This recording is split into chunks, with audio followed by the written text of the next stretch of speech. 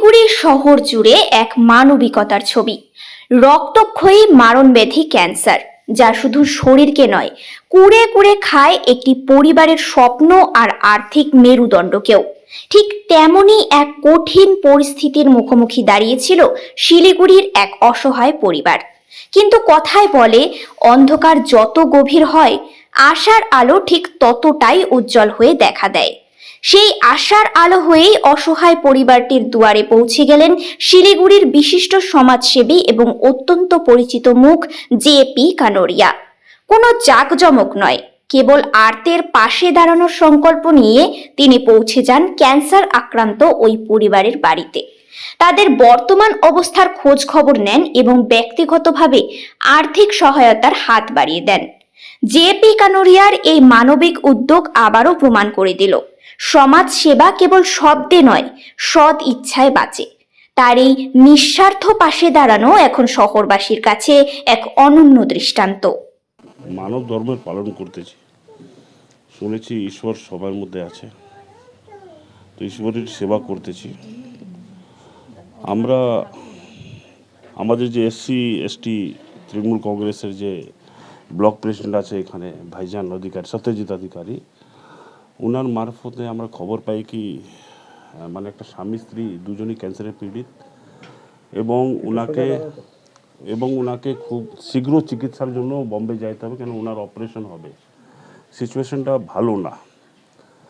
তো আমরা আজকে একটা সাহায্যর হাত বাড়িয়ে দিয়েছি এবং আগামী দিনও ওনার পাশে থাকার একটা আমরা প্রস্তুতি দিয়েছি।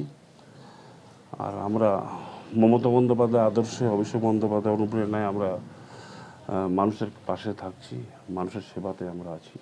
দেখি আমরা কত সফল বা কত করতে পারি, আমরা চেষ্টায় আছি। এখানে এসে পরিবারটির পরিস্থিতি কিরকম? দেখেন, ওনার একটা ছেলে আছে, 17 বছরের ছেলে, কথা বলেছি, ও মেডিসিন দোকানে কাজ করে। ঠিক আছে, যা হয়েছে এটা বলার কিছু নাই, এখন চিকিৎসাটা করতে হবে। তো মূল কথা হলো, যদি ওখানে গিয়ে নিয়ে অপারেশনটা সাকসেসফুল হয়ে যান, তারপর উনি নিজের পরিবারের দায়িত্ব নিতে পারবেন। তো আমরা এটাই চাই কি উনি ফিরে আসুন এবং নিজের পরিবারের দায়িত্বটা আবার নিন, আর এই পরিবারটা ভালো করে চলুক। ঈশ্বরের কাছে সবাই আমরা প্রার্থনা করব, এদের মঙ্গল হোক, অপারেশনটা সাকসেসফুল হোক। আর আমরা যোগাযোগে থাকব, যা আছে আমরা দেখব কতটুকু আর কি করা যায়। Thank you. আমার হচ্ছে, তারপরে বাড়িতে আসলাম, আমার স্বামী অসুস্থ। তারপরে আমার স্বামীকে আমি ডাক্তার দেখাইলাম, ডাক্তার দেখানোর পরে রিপোর্ট করতে বললো, রিপোর্ট করলাম। রিপোর্ট করার পরে ক্যান্সার ধরা পড়েছে। মানে দুজনেরই ক্যান্সার এখন, আমার স্বামীর আর আমার। তো এখন কি বলছে চিকিৎসক? এখন চিকিৎসা করাতে বলছে। এখন আমি মুম্বাইয়ের জন্য। আপনারা কি পারছেন, সম্ভব আপনাদের পক্ষে চিকিৎসা? না, সম্ভব না। এখন সবার কাছে আমি সাহায্য চাচ্ছি। তো আজকে সমাজসেবী জেপি কানোরিয়া এগিয়ে এসেছেন, আপনাদের কতটা হেল্প হলো? যা করেছে ভালোই করেছে। তো আগামীতে তো যদি আপনাদের যা প্রয়োজন পড়ে সেটাতেও আশ্বাস দিয়েছেন পাশে থাকবেন আপনারা। হ্যাঁ। কি বলবেন, কতটা খুশি হয়েছেন? অনেকটা খুশি হয়েছি। আপনার নাম? আমার নাম রেখা দাস। আপনার স্বামীর নাম? বিশ্বনাথ দাস। কে কে রয়েছে পরিবারে? আমরা 3 জন আছি। ছেলে আছে, ছেলে ছোট, 19 বছর। কি করে চলে সংসার?